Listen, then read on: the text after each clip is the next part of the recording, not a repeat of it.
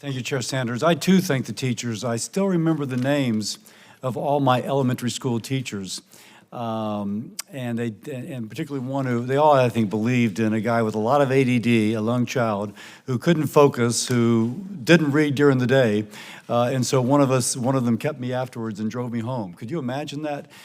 She would drive me home after everybody had left because my ADD would not allow me to kind of focus. So I just applaud all the teachers. You are formative in a child's experience. But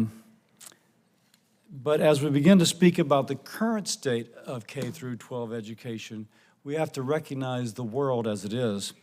2/3 of U.S. public school students don't read proficiently in 4th grade. 40% are essentially non-readers. Almost 2/3 of 4th graders, 3/4 of 8th graders are below proficient in math.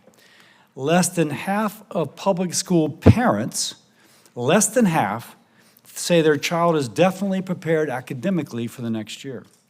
A related issue is the rising absenteeism. 28% of students miss nearly 4 weeks of the school year. Now, intuitively, but also borne out by research, students who miss more than 4 weeks have difficulty learning to read by 3rd grade. Think about that. These are not middle schoolers or high schoolers skipping out when their parents not watching.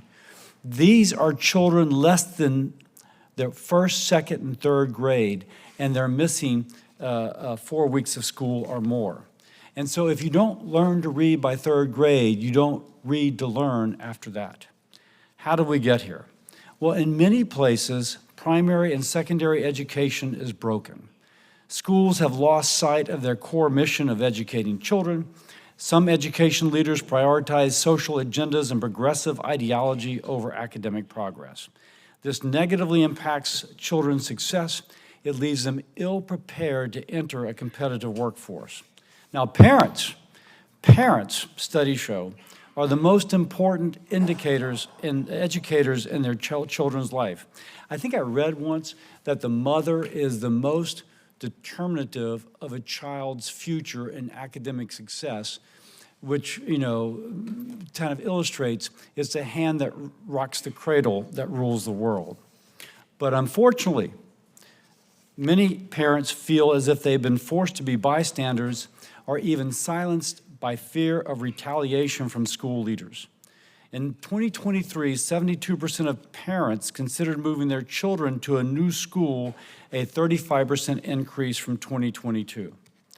Now, I have to point out that it's been more than a year and a half into this Congress, and we're just now having our first hearing on K through 12 education. We are the committee with jurisdiction over federal K through 12 funding, and we have a responsibility to examine this broken system. Our kids will spend roughly 15,000 hours in school between kindergarten and 12th grade. If they are not learning, what are they doing? I'm not sure throwing more money at the problem is the solution. The committee needs to determine root causes concerning the state of public education and how to fix it. Now, one thing that cannot be ignored, we are spending more money per child on education than ever before in our nation's history. Somebody's got a pretty good phone over there, but they need to turn it off. So if you look here, here's spending, here's inflation. So spending has greatly exceeded inflation. But even beginning before the pandemic, we saw a decrease in math scores and a decrease in reading scores. The reading is 4th grade, the math is 8th grade. Now, in 2021, Democrats, through a partisan bill, gave $121 billion in one-time COVID spending with little accountability or requirements for how the money would be used. And it begs the question, where was it spent? Some school districts added new faculty positions like assistant principals that have limited impact upon classroom learning. There are now more staff collecting paychecks at schools than ever before, and yet we see grades falling. Now let's be clear, teachers are important. For a child to learn, they must have a teacher focused on teaching. But there's evidence, anecdotal, teachers are overwhelmed by policies that prevent them from truly managing classrooms and in some cases ensuring the safety of their students. We'll hear more about this from one of our witnesses today. Now, the Democrat solution to this challenge has been to create a federal minimum salary for teachers. Improving teacher pay is important. In fact, out of 11 states that passed laws this year increasing take-home pay for teachers, 10 have Republican-led legislatures, including Louisiana.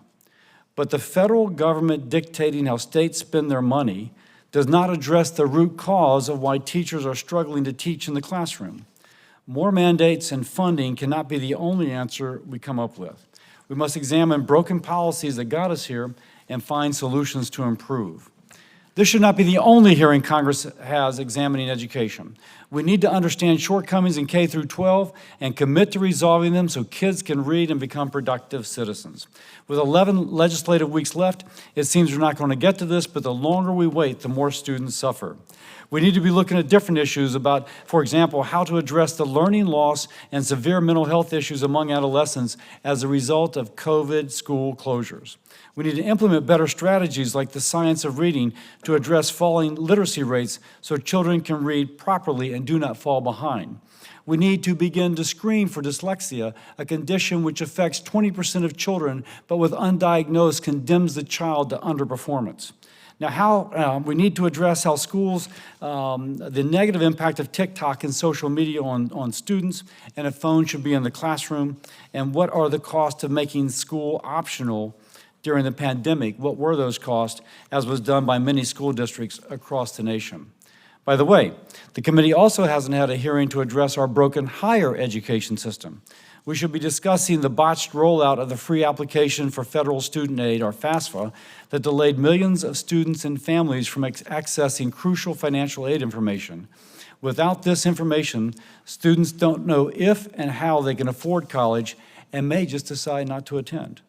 We need to address the rising cost of college that is crushing students and families, forcing them to take on more loans, which may or may not return on their investment. And we need to hold universities and the Biden administration accountable for the rising rate of anti-Semitism on campuses, which have culminated in violence and chaos. With the limited time left we have this Congress, I urge the chair to prioritize how we can help our students and keep them from falling behind. Our children, our country's future is at stake. With that, I yield.